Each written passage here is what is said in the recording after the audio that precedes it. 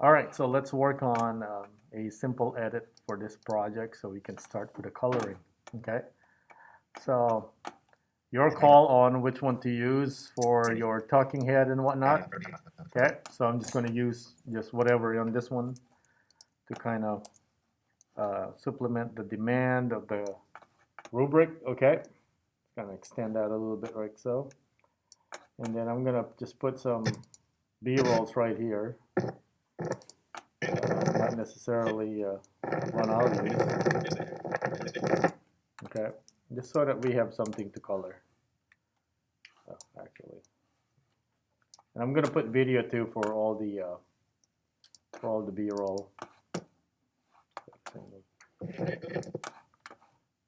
see, they don't have to be in the order. This one right here.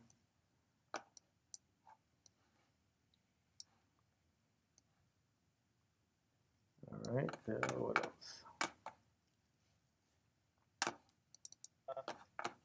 This one.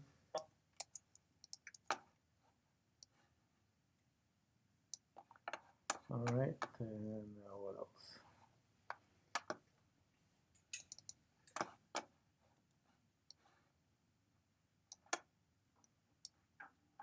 All right, so this should be good enough for, not in a particular order, just different stuff, just so that we can start with our coloring, okay?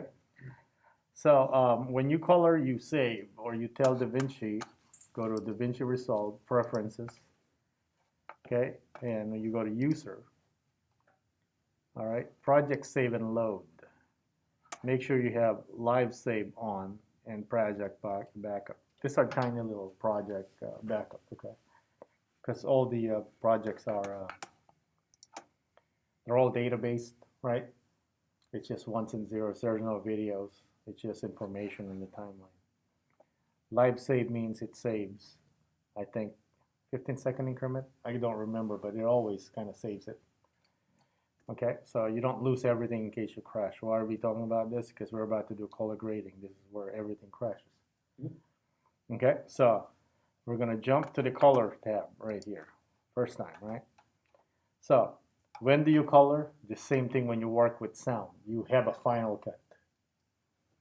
Only color when you final cut, because when you color and change your mind, it's a lot of time wasted. Okay? So let's talk about coloring real quick. Why do we color? Well, first, to bring back the detail or lose the detail or coloring, because there's an art director in movies and whatever it is they set it to look like. That's your thing, all right? So name any movies that has some really significant color grading style to them. Anything Wes Anderson? Anything Wes Anderson. What was our example? You open your eyelids and dunk your head inside an orange bucket, orange juice bucket, then you get a Wes Anderson movie. Easy enough, right? You don't even need Wes Anderson. Every movie will be Wes Anderson. Anyway, other than Wes Anderson, anything else that's 300? 300, yes. What is the look of 300? What are they going for? Super gritty. Yeah, but what is the source material? Graphic novel. Graphic novel. So they wanted to look like the two-tone graphic novel style of the original material. What else? Is it Blade Runner 2049? Yes, Blade Runner, because they have to go with this dystopian kind of, everything is so wet in Blade Runner, right? It's not wet, it's sandy, it's just, anyway, it has a particular look because they need to somehow connect it to the original Blade Runner, but mostly daylight. Okay, it has a look. What about the Matrix? Okay, the Matrix, what is the color tint for the Matrix? Green. Why is it green? Digital kind of look of the screens at the time. At the time, yes, the CRT monitors, all right? I don't know if you guys were even born at that time. Back then, we used computers with black screen and green text. Imagine working on that for 8 hours. You go home, you see the Matrix. You're talking to your family, and you see you got retina burn, you know? So anyway, so that's what they're kind of going for. It's like when you have that green, you're in the simulation world, right? And who would have thought, if you think that looked bad and you go to the real world in the Matrix, it's pretty horrendous. Okay, it's just no sunlight and whatnot. So anyway, so those are extreme examples, right? Another one would be where they change from monochrome, desaturated monochrome into color and whatnot. So that's another kind of styling, right? You've seen, probably shouldn't be watching this because you're, see if you know, Sin City. But do you know the movie? All right, it's very similar, of course, to 300, but they go with that kind of the black and white, true black and white graphic novel. Okay? All right. Any black and white film you've seen with some coloring in there? Schindler's List. Schindler's List. Very good. So which part? The, It's 10 years older, so we can spoil it. Yeah. the end with the red tint on just The red dress, right? But we saw that thing twice. The little girl. Yeah, the little girl with the red dress, right? Because imagine if they didn't answer that. You'll be consumed. You'll be like, I wonder what's the significance of that. And then rolling credits, and you go like, there. So we go like, what happened? So someone eyedropper or equalize one of the thing, and then ramp up red by mistake, and then here you are, you're watching like, what? All right. Anyway, so there's all these reasons to color, but basically here, our first job is not to give it any sort of style or grade. It's just to bring back the color and fix the exposure. Okay. So in coloring, you have two um, jobs to do: primary and secondary. Primary is to correct the white balance, fix the exposure, bring back saturation, okay, and then introduce maybe a little bit of contrast. It's just basically to normalize the look and bring it back, okay? And the other thing is that you're matching shots. Do we have to match any of the shots?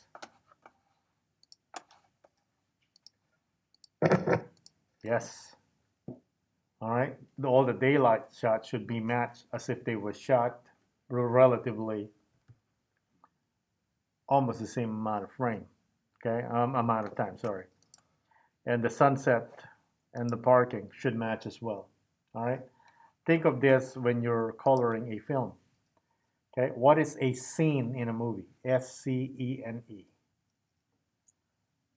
What is the scene? When they always say, hey, this scene, the next scene, and what do they talk about? It's the location. Location, very good. When you look at a script, it's designated by interior, exterior, and then a location. Each time you see that header, interior or exterior, that means it's a new scene. So if we're shooting, it says interior Mac Lab, and we have 5 shots right here. Then we went outside into the library over there. It says interior library. That is scene 2. When we go back here, it says interior Mac Lab. Is that another scene? Yes, that would be scene 3. Okay? I don't care, you go back and forth, like those are all counted as a new scene. So each scene, guess what? They're not going to be shot in such a short amount of time frame because it takes a while to set up stuff, right? So you might be shooting half a day in this Mac Lab with open, okay, so that will be very difficult to do because the sunlight doesn't cooperate with you. So that's why most of this stuff are shot inside a studio so they can control the light. If they're shooting at night, they want to do it in a studio so they can control what you call a fake moonlight. All right, it just makes sense. The sun and it's no good. No es bueno. It moves. All right. Well, the earth moves, but you know what I'm talking about. All right. And then you got to match that somehow. So each scene, you got to match the footage. All right. What is the rule of thumb when it comes to matching footage? Let's say one scene you have 10 shots. All right. Imagine one scene you have 10 shots. All in the Mac Lab, 10 shots. All right. So how would you match those shots? One, you start with the first one and then go to the next. Progressive, linear. All right. Do you know that, what do you call is it a telephone game? What do you call it? When you put people in a circle, you whisper one word and then they whisper it to the next, and then by the time it comes back, totally different word. So that's what's going to happen if you match shot one at a time. The first shot and number 10 shot would be two different looking shots, okay? Because you are going one. So the rule of thumb is you match first the beginning and end of the scene shot. Then you go in between and you go in the middle. And then from the middle, you go towards the beginning, middle towards the end. Does that make sense? So that you're not jumping too gradually to any parts and you're distributing the look. Okay? So some movies are very differently colored. I don't know if you've seen the movie, is it Viggo Mortensen? Is it the book? Green Book? Yeah. The Green Book? Which one is? No, not the Green Book. It's like post-apocalyptic thing where Oh, The Road. the road. Yes, because there's other road movies. So this one, spoiler alert, to probably 10 years old. Yeah. All right, so it is colored where there's hope at the end.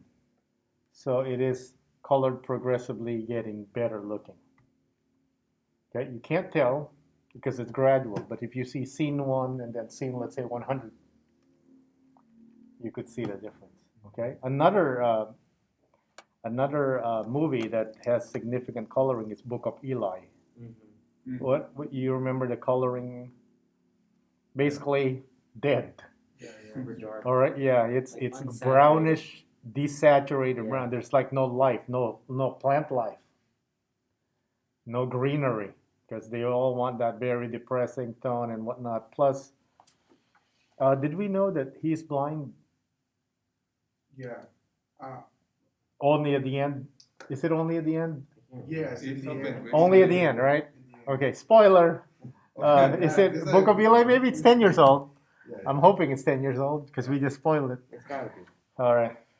All right. So he didn't behave blind, but then again, supposed to be an awesome dude, you know? So all these things. So anyway, yeah, so there's that kind of outlook too. I mean, it's not from his point of view or from his point of view. Okay. So it's that kind of styling. Okay. So anyway, let's take a look at how we can fix our primary. Okay. So primary is to fix the exposure, bring back saturation, match the shot, white balance, so on and so forth. Okay. Let's not worry about too much about the white balance because these are in a way white balance. It's just we're messing with the colors a little bit. Okay. So and it's easy to do the white balance. Okay. These are not raw files. If they're raw files, we actually get a first component right here. You see the first tab, they're all kind of grayed out because this is not raw. If it was raw, look, you can still set all these things. The exposure, you can change the temperature, or the white balance, you can change, so on and so forth. These are all grayed out because they're not raw. Okay? So just want to point that out. Okay? And secondary is what we do to do special effects or fix something specific. All right, so for primary is the big part of your grading. It's just to kind of bring it to normalcy. All right. Secondary is the grading. It's the styling. It's how you make it to look like the Matrix. Secondary would be how to make it look like Book of Eli. That's what it is. Have you seen the movie Pleasantville? It's all black and white until all these kids, puberty got into them. They start seeing color. It's a weird movie. Okay, so it's all kind of black and white, desaturated monochrome, whatever you want to call it. And then they start seeing colors of red on the flower and whatnot.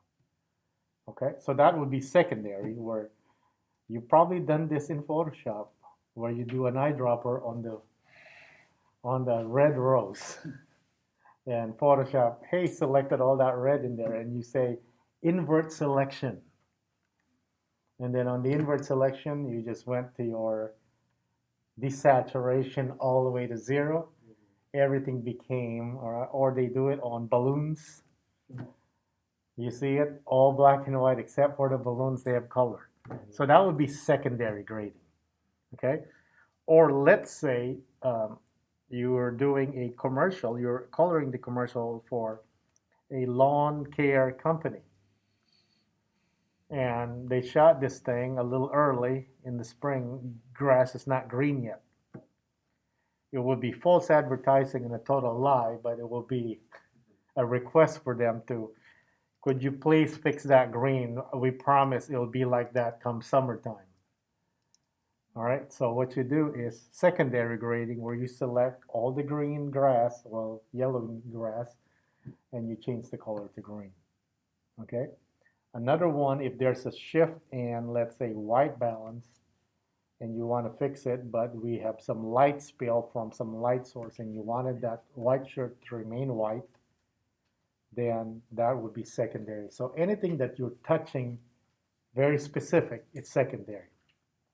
In the movie Lord of the Rings, there are three main heroes, right? The human and the two non-human, the dwarf and the elf, right?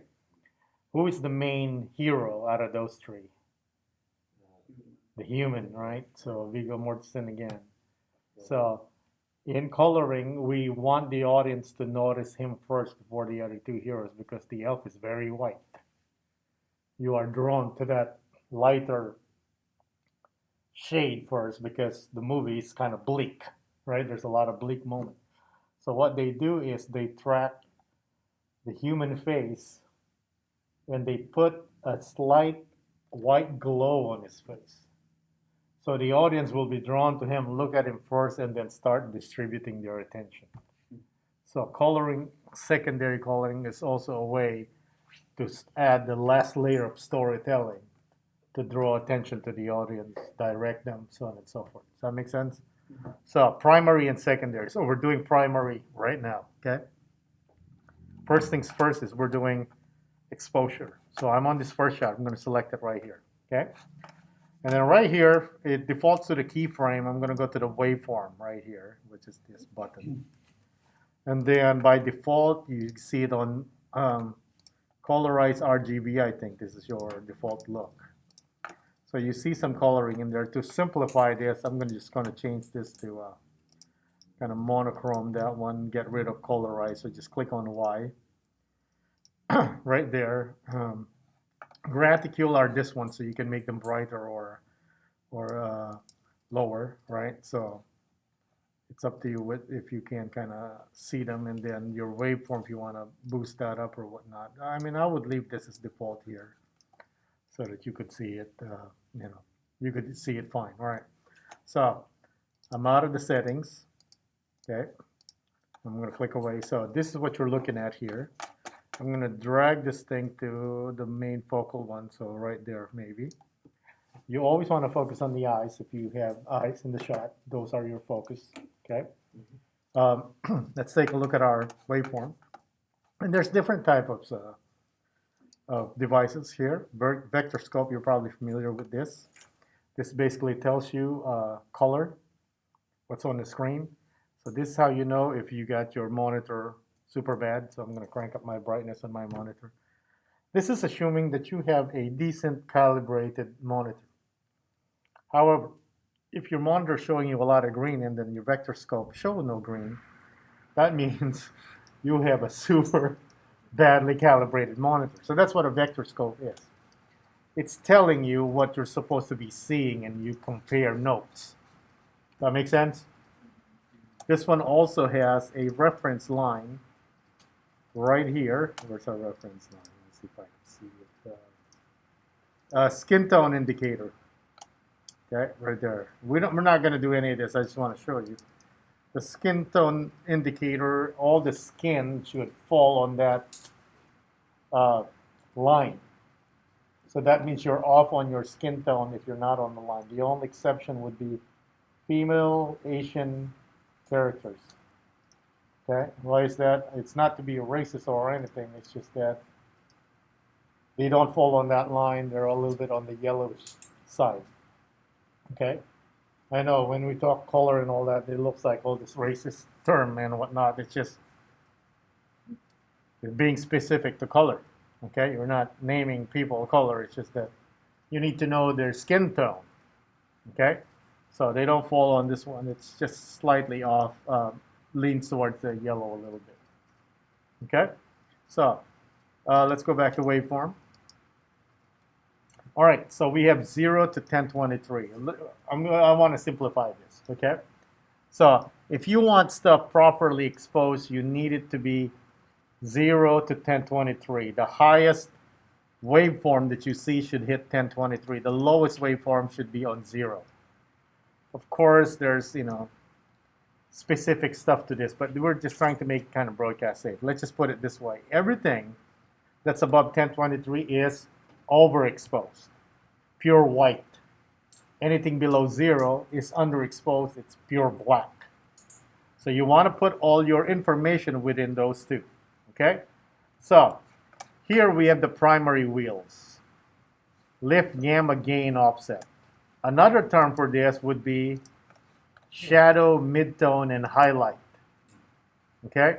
We're not going to use the log. I'm going to use the primary wheels because this is what probably you'll have in Premiere. Okay? So, lift, gamma, and gain. Shadow is lift, gamma is midtone, gain is highlight. What is offset? Offset is global. Okay? Have you ever tried to fix a, what do you call it? A picture or video that it's kind of bright or dark and you use the brightness setting. Let's say it's too bright. You try to lower the brightness. It lowers the brightness, but it also lowers what? What's not so bright. It's like a global thing, right? So that's what an offset is. Why is offset great?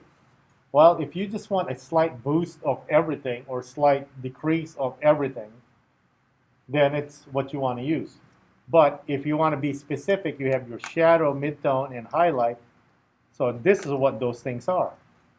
They actually affect your shadow, your darks, or your blacks, your midtone, your in between, and gain, or your highlight, or what's bright, okay? So let's go with lift first. You see this little scroll bar right here at the bottom. If I drag this to the left, see what happens to the waveform. Okay, now it's barely touching 0. You see it right there? This is my highest waveform for my highlight. So I go to gain, which is the highlight. I drag this to the right until that one goes all the way to the top until it touches it. All right, there. Most of the concentration of my waveform is down here. I want to move it up a little bit to kind of equal distribute that. Gamma is midtone, so I'm going to bring this up a little bit. Okay, by doing that though, I lifted my 0, so I got to scale it down. So it's a compensation process, so I lower that. Oh, too much. Okay, and then this one, did it move? Just by a hair, so I want to scale that. There you go. All right, so by doing that, look at my before and after. So this is before. I mean, this is after. This is before, and then after. You see the difference? Yeah. It's like a night and day difference already. Extreme. And all we did is fix the exposure. Set all the waveform to 0 and 1023. And look at the difference already. Okay? Next is that we're going to bring back saturation. When you shoot anything flat, it desaturates it actually. It doesn't want to punch that color. You will see saturation down here under sat. It starts at 50. We don't really know the proper one in a way because it's different tastes. Some it's already a lot of color in there. So a good number to start would be 75. And then you scale it down from there. Okay, I'm going to put 75. All right, you see that skin tone? The blood went back to the skin. Okay, so I'm going to do Shift D. Now it's even more drastic. You see it? So that might be a little, actually it's not bad at 75. I'm going to go 100 just to show you. All right, so now I guess that's appropriate. He's biking all the time, so I mean. All right, but we're starting to get a little bit more to green right there, I think. So I'll bring that back to 75. Your number would vary. I can go 80 on this and I'll be fine, I think. Okay? Your numbers will vary, but those numbers will have to be consistent if you're matching the shot. Right? So anyway, so now let's take a look. Let's play it. All right, let me go back to this one. Shift D to turn it on and off. Okay, you're just bypassing it. Command D is to turn it off. Okay, so Shift D or Command D. I mean, we'll know later. I'll tell you later which one to use because you'll have multiple nodes to do it. Okay, so that's how we're doing that. We now fix the exposure and then saturation. What about contrast? What is contrast? Yeah, lights and darks, all right? So contrast on everything, kind of like you married someone the opposite of you, so there's a huge contrast on your interest. That's all right. And lightness and darkness would be when we say low contrast, what does the picture look like? Dark. Yeah, very gray, washed out. Okay, when we say high contrast, the whites are really bright, the darks are really dark, like 300. Okay, watch what happens to your waveform when I crank up my contrast. So contrast is right here, it says 1. By the way, there's a 2 tab right here, meaning if I click number 2, it shows more stuff. You see it? On some big monitors, you don't get that because you have longer UI. All right. So contrast right here. So I'm gonna click and drag it to the right. You see what's happening to the screen and what's happening to my waveform. You see how it's compressing all this to the top and the bottom. Okay. So I put some super high contrast on this, 1.356, just to show you. But it gave it a little bit of grittiness to it, you know. We lost some of that detail and whatnot. So is it good to put contrast now that we're not in secondary yet? Yeah, I mean, if it's too washed out, even though you fixed it, you can introduce a little bit of contrast. So I'm gonna go to 1.1 on mine, okay? All right, there it is, and then I'm going to go Shift D. Now we're seeing that drastic change. You see it? Yeah. Before and after. It's massive. All right? So, I mean, what's funny is that before we start coloring, this kind of looks normal. It kind of looks okay. It's a little on the ugly side, but it's not so bad. Now that we added the coloring, it looked really, really bad now. Yeah. Okay? So, what are ways that we can preview this before and after without turning on and off? We can do our window split right here, okay? Image wipe. Once you turn this on, you can bring the horizontal or the vertical. Oh, we need to make a gallery first, sorry. I need to turn that off. So gallery meaning you can have a comparison before and after, okay? So right here, if I right click and then I grab still, it grabs a still shot of wherever this is parked. It's right there, you see it? So now if I do image grab, oh, I think it could be dying. There it is.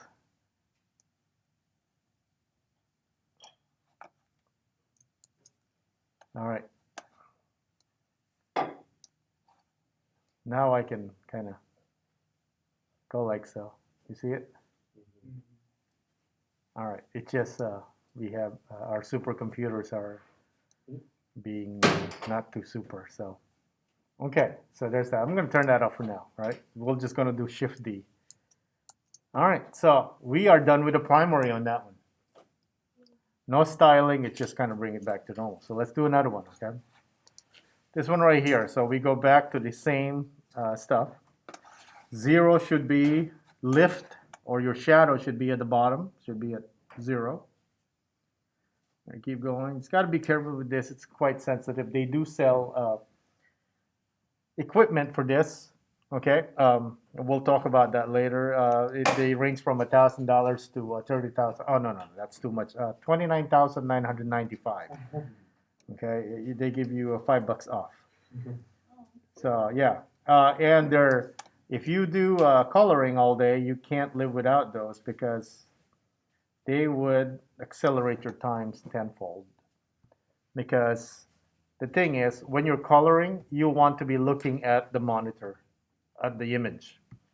What happens when you have to drag stuff in the interface? You look at your mouse cursor. You never really see the change in real time. You always see it after the fact. Does that make sense? Mm-hmm. So that's why those things, you're looking at your image and you are doing haptic. You're controlling it here. So when you change your saturation from 50 to 75, you actually see it change from 50 to 75 in real time. Because when you type in the number, by the time you type in 75 and then it just 50 to 75. All right, so that's why those things are a must if you plan to pursue this as a career, okay? So I satisfied the 0 and 1023, 0 on the left, gain at 1023, but the concentration of the waveform is up here, right? So now we affect our gamma to lower the midtone a little bit to kind of distribute that evenly like so, all right, there, okay? And then let's do a before and after, or before and, no, after and before. There you go. All right, you see a little bit in there, okay? And it looks kind of washed out, right? So this could use some contrast, but let's bring our saturation again. 75 is our starting one. All right, there you go. So you got some blue, a little bit of blues in there, all right? I guess I can go 80 on this one and still be okay with it. That green is starting to creep in, so no, I'm gonna go back 75. Nothing against green, it's just that when you over push green, it looks very unnatural. It's like grass and someone went there with spray paint. That's what it looks like, okay? And contrast, I'm gonna go 1.1. All right, so now we separating the shadowed area and whatnot right here. Let's take a look. Like I just, like, whoa, who's that guy? You know. So Shift D, before and after. All right. Okay, so one last one, because you'll get the point after this. Okay, so lift waveform at 0.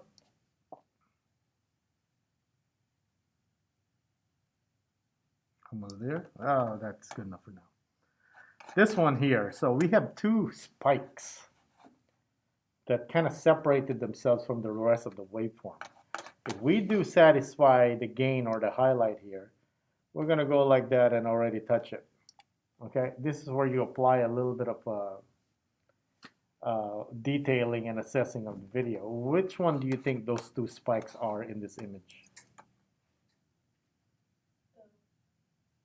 The light reflection on the metal. Yes.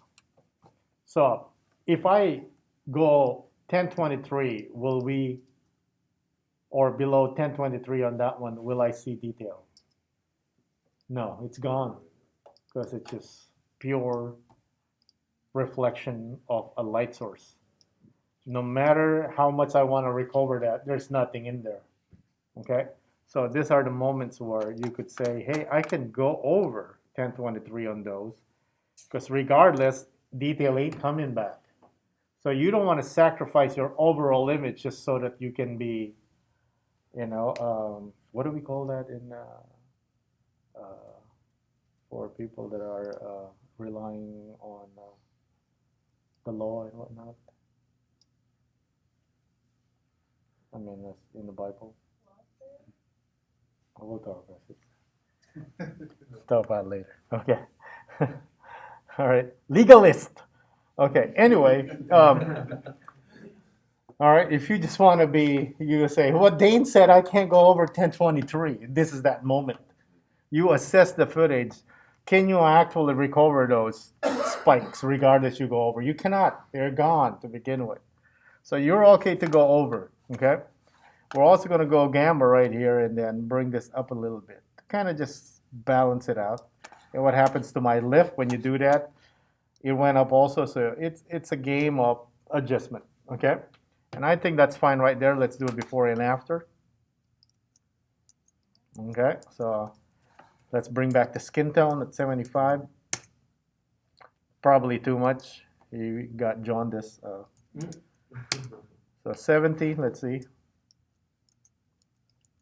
Maybe a little too much still. I'm going to go 65. All right, keep in mind, this shop is probably a lot of that beige brown back. Who knows, there's some on this side that's just kind of bouncing on him, okay? So contrast, I want to give it a 1.2. Maybe that's too much, 1.15. We'll leave it like that for now, okay? This is another thing you worry about when it comes to saturation. This blue, how much is it getting punched? It's probably a little too much here, so we'll probably have to desaturate some shadows right there, okay? Because there's some shadow areas here. All right, so before and after, right there, and that's primary, right there. Okay, let's do one last one. This one, it's good for practice. Look at it, okay? It's hardly any distribution on that one. So what do you call this image? High or low contrast? Low contrast. Very, very washed out looking. Okay. So lift, I go to 0, drag that. And then gain, I go up. All right. There's some right here that are spiking, but the distribution, I think it's fine. I just need to move that up a bit. Lower it a bit. Oops. Let's do before and after. Okay, probably lower my gain a little bit. Okay, those are probably that one right there and some parts right here. Okay, and then we go with our 75. It's a lot of green, maybe 65. Contrast 1.1, maybe. All right, remember, you're matching this, right? So one last one is the matching. So I'm going to add an edit right here where we have footage similar to this one. Probably this, right? Okay, so I'm just going to find parts of this. All right, so you might say right here that if we go back to coloring is that, hey, so what do I do with this? Do I start over? You know? I already got that, and then do I start over on this one? Well, there's no such thing as a copy. You're moving a grade and it would match perfectly. Well, I take that back. You can get super lucky, okay, that it will just match. However, this technique allows you to make adjustments and not start from the beginning, okay? So first things first, the one that you want to copy is what you're looking at. And what you do is you right click and grab still. Okay, there it is. After you have it here, you click on the one that's from the same scene. Remember, matching shot. And what you do with this is, while this is selected, you right click the grab still now and you go apply grade. When you apply grade, this one inherits the look of the one that's supposed to be on the same scene. Does that make sense? Yes. Is this perfect? No, but look, you're close already. So you're gonna make adjustments, but you're not too far off, meaning you're not starting from nothing. Okay? So you can still make your adjustment, but at least the look. All right? There you go. Okay? At least you're not starting from nothing. But like I said, you can also get very lucky and you don't need to do anything. It's like it looks good, you know. You would actually mess with the control just to know it looks good. You know, that it's, you know, you don't need to do anything, but you don't trust yourself. You still move stuff and it's like, yeah, I'm putting it back. All right. So that's how we do our primary, and that your edit should have all the coloring for each shot. All right. How do we get the monochrome desaturate? You probably figure it out. If I go here on saturation, well, let me just add another one here. You know, we'll learn this one on the next one. I'm going to add a serial node so that we don't affect that. This is how you do secondary, by the way. All right, there you go. Okay, so by just dialing 0 on the saturation, you get that desaturated monochrome look. But watch this one. Remember, we've been clicking Shift D. Shift D does what? It says you were doing. Yeah, it bypasses everything. If I do Command D, it only turns off the currently selected node. So that's the difference, okay? So if I click this and I go Command D, it turns this off. Whatever select Shift D turns off everything. Okay? So Shift D turns off everything. Command D only turns off selected node. All right, and I'm going to end the lecture right there.